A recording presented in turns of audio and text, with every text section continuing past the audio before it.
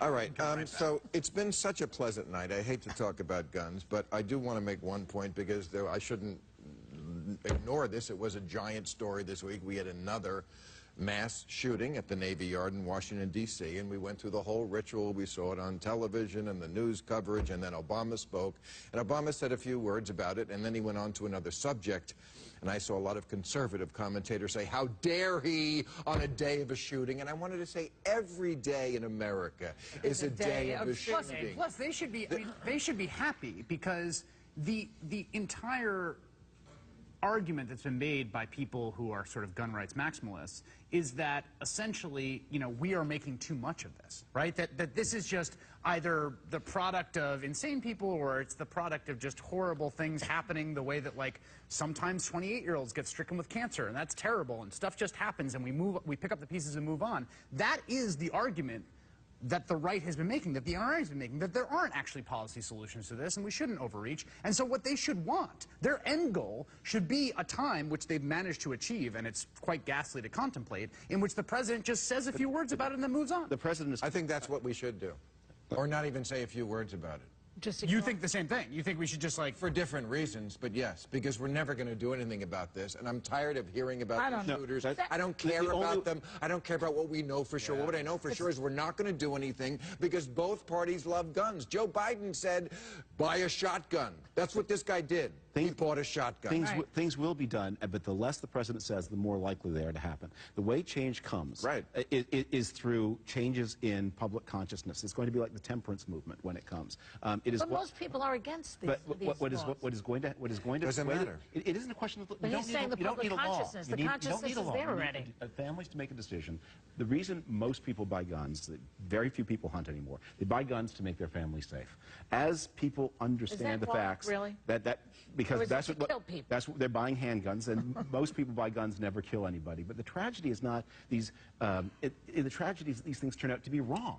That people buy guns and they discover they've elevated the suicide risk inside their house. There's one study that finds if you have a gun in the house, it's 43 times more likely to be used against a family member than against an intruder. So just don't have one. Right. You don't need laws, just don't have one. And to that end, one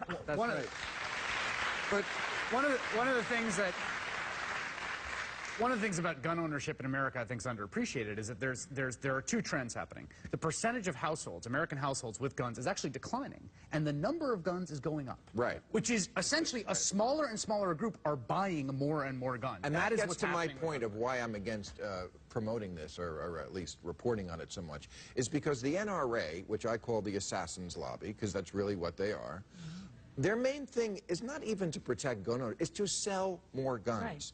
Right. And what sells guns? Fear. And what helps that? Reporting on gun instances.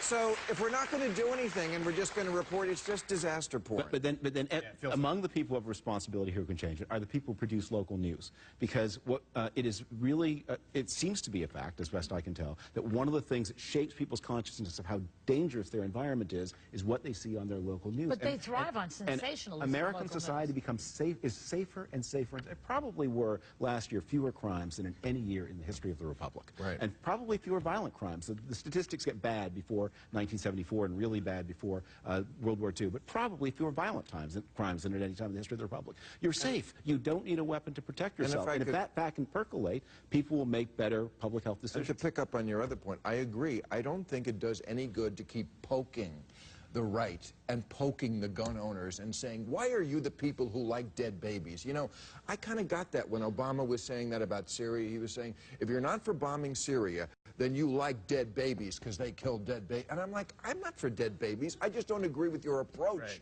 to killing more babies with a cruise missile. And I think, you know, we're not going to get gun control by forcing the gun nuts into a corner and literally clinging to their guns. And we need to have an understanding of the way in which American society makes progress. You know, just compared to 1990, the average American drinks 23% less. And that's some legal changes, but there are legal changes. Some legal changes, raise the drinking age in the 1980s. Smoking is because they outlawed it in places where we're on the wrong track with drugs, unfortunately. Those have been going up. Especially on this show. A matter of debate, but I must conclude this debate.